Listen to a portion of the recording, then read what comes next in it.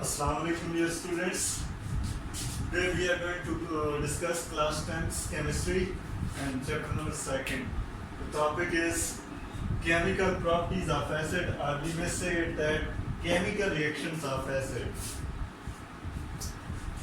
अब टॉपिक को अगर समझे, टॉपिक का नाम है आपके पास केमिकल प्रॉपर्टीज ऑफ एसिड, या इसको दूसरे लिहाज से हम कह सकते हैं केमिकल रिएक्शंस ऑफ एसिड। अब इसका मतलब क्या है कि एसिड तेजाब मुख्तलिफ किस्म की चीज़ों के साथ किस तरह रिएक्शन करता है, और जब रिएक्शन करता है एसिड किसी चीज़ के साथ, एसिड किसी भी चीज़ के साथ रिएक्शन करेगा मुख्तलिफ किस्म के सब्सटेंसेस के साथ, तो हम देखेंगे प्रोडक्ट में क्या क्या चीज़ बनेगी। अब इसमें हम डिस्कस करेंगे पहला रिएक्शन, एसिड का रिएक्शन डिस्कस करेंगे मेटल के साथ, कि एसिड मेटल के साथ किस तरह रिएक्शन करता है और प्रोडक्ट में क्या चीज बनाएगा, प्रोडक्ट आगे क्या बनेगी। इस तरह दूसरे नंबर पे हम डिस्कस करेंगे एसिड का रिएक्शन मेटालिक ऑक्साइड के साथ। एसिड को जब किसी मेटालिक ऑक्साइड के साथ रिएक्शन करवाएं तो आगे प्रोडक्ट क्या बनेगा। इस तरह तीसरे नंबर पे एसिड का रिएक्शन बेस के साथ, जब एसिड और बेस रिएक्शन करते हैं तो आगे प्रोडक्ट में क्या बनता है। और चौथे नंबर पे acid with carbonate and bicarbonate, कि एसिड का रिएक्शन किसी कार्बोनेट और बाइकार्बोनेट के साथ करवाएं तो आगे आपके पास प्रोडक्ट में क्या चीज बनेगी। तो चले वन बाय वन डिस्कस करते हैं। सबसे पहले आपके पास reaction of acid with metal. अब एसिड आपने पढ़े हैं, तीन कंसेप्ट आपने पढ़े हैं, अर्हीनियस कंसेप्ट, ब्रोंस्टेड-लोरी कंसेप्ट और लीविस कंसेप्ट। तो आपको एसिड की एग्जांपल तो डेफिनेटली आ चुकी होगी। तो सबसे पहले हम करते हैं reaction of acid with metal. अब इसमें हम एग्जांपल के तौर पे ले लेते हैं, एसिड के तौर पे हम HCl को या H2SO4 को एसिड के तौर पे ले लेते हैं। ये आपके पास आ गया एसिड। इस एसिड का रिएक्शन हम करवाते हैं किसी मेटल के साथ। मेटल के तौर पे आप मैग्नीशियम को ले लें। अब मैग्नीशियम आपके पास क्या है, मेटल। अब जब हम एसिड का रिएक्शन करवाएं मेटल के साथ तो प्रोडक्ट में आपके पास बनेगा MgSO4। इधर से मैग्नीशियम और इधर से H2SO4 में से सल्फेट, ये आपस में कंबाइंड हो जाएंगे तो आपके पास बनेगा मैग्नीशियम सल्फेट। और मैग्नीशियम सल्फेट आपके पास ये क्या है, एक साल्ट है। और साथ में अब H2SO4 में से सल्फेट आयन तो मैग्नीशियम के साथ कंबाइन हो गया, पीछे आपके पास सिर्फ क्या बच गया, H2। आपके पास दूसरे नंबर पे दूसरा प्रोडक्ट में दो चीजें बनेगी। एक आपके पास मैग्नीशियम सल्फेट जो क्या है, साल्ट है, और साथ में आपके पास दूसरी चीज क्या बन रही है, H2। H2 का मतलब हाइड्रोजन गैस। तो आप एक की बना लें, एक कंसेप्ट बना लें कि जब भी किसी एसिड का रिएक्शन मेटल के साथ करवाया जाता है तो प्रोडक्ट में कोई साल्ट बनेगा और साथ में हाइड्रोजन गैस इवॉल्व होगी। इवॉल्व का मतलब खारिज होगी। तो इस इवॉल्व होने के लिए हम इसका साइन अपवर्ड एरो लगाएंगे। आप ये जो अपवर्ड एरो लगा है, ये एरो शो कर रहा है कि इधर कोई ना कोई गैस जो सी है खारिज हो रही है। और आपको पता है, जाहिर सी बात है, कोई सी भी गैस हो तो वो उसमें फ्लो करने की, उसमें उड़ जाने की सलाहियत होती है, वो उस एनवायरनमेंट में ठहरती नहीं। तो इसका निचोड़ निकालें, कोई एसिड रिएक्शन, जब किसी एसिड का रिएक्शन मेटल के साथ करवाएंगे प्रोडक्ट में साल्ट और हाइड्रोजन गैस बनेगी। उसके बाद दूसरी एग्जांपल डिस्कस करनी थी, एसिड का रिएक्शन किसी मेटालिक ऑक्साइड के साथ। Reaction of acid with metallic oxide. अब मेटालिक ऑक्साइड नाम बता रहे हैं, मेटालिक ऑक्साइड वो होगा जिसमें हमारे पास कोई मेटल हो और मेटल का साथ बॉन्ड बना हो ऑक्सीजन के साथ, ऑक्सीजन उसके साथ कंबाइन हो, तो उसे हम कहेंगे मेटालिक ऑक्साइड। तो अब आपके पास एग्जांपल के तौर पे हम ले लेते हैं एसिड, वही ले लेते हैं H2SO4 आपके पास एसिड है, और साथ में मेटालिक ऑक्साइड हम ले लेते हैं मैग्नीशियम।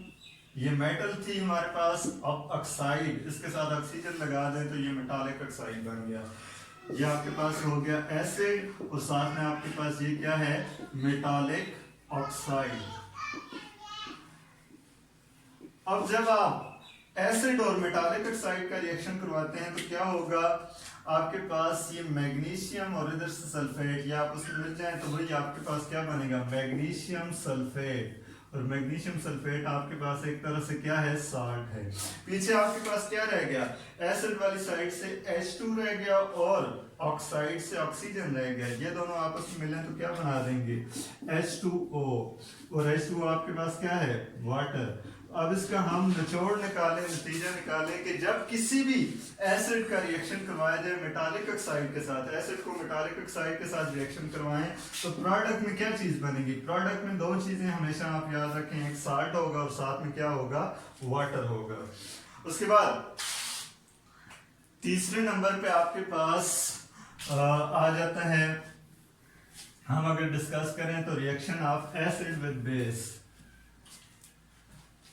तीसरे नंबर पे आपके पास है, थर्ड नंबर पे आपके पास है reaction of acid with base.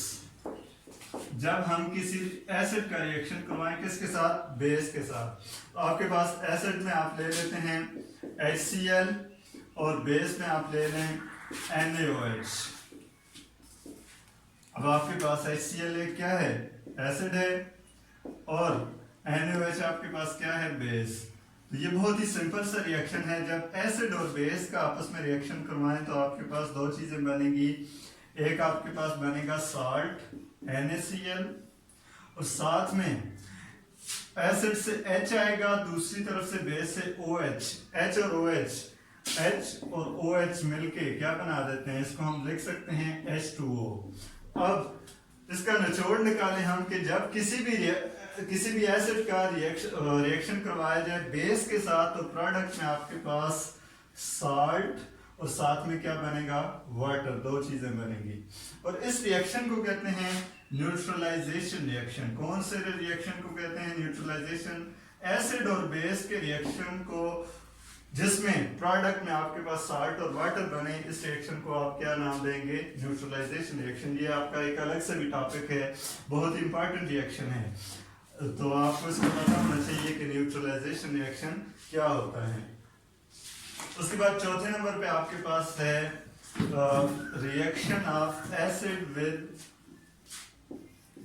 Carbonate and bicarbonate. Reaction of acid with carbonate and bicarbonate. Students, carbonate जब किसी चीज के साथ CO3 लगा हो आखिर में उसे हम कहते हैं कार्बोनेट, और जब किसी चीज के आखिर में HCO3 हो तो उसे कहते हैं बाइकार्बोनेट। अब हमारे पास एक कोई एसिड हो और उसका रिएक्शन करवाया जाए कार्बोनेट के साथ या फिर बाइकार्बोनेट के साथ तो क्या बनेगा, देखते हैं।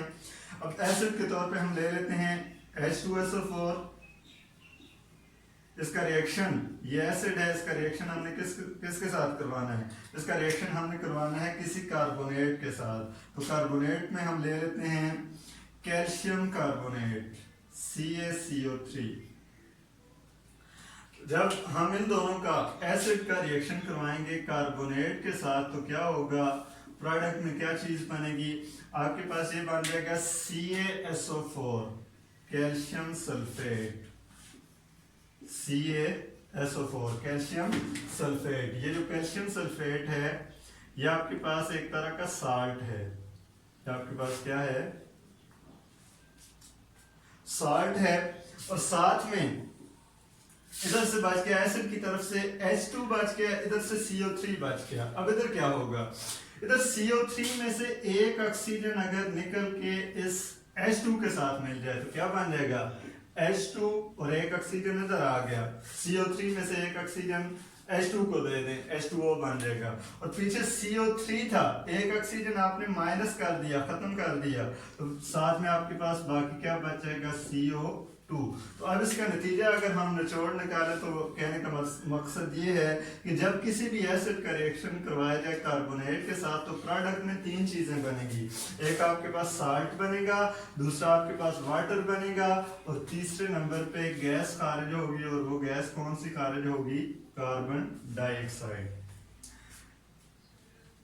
अब ये था हमारे पास कार्बोनेट। अब इस तरह हम किसी एसिड का रिएक्शन कार्बोनेट के बजाय बाइकार्बोनेट के साथ करवा दें। आपके पास H2SO4 है, इसका रिएक्शन हम करवा देते हैं बाइकार्बोनेट के साथ। अब बाइकार्बोनेट में आपके पास है NaHCO3।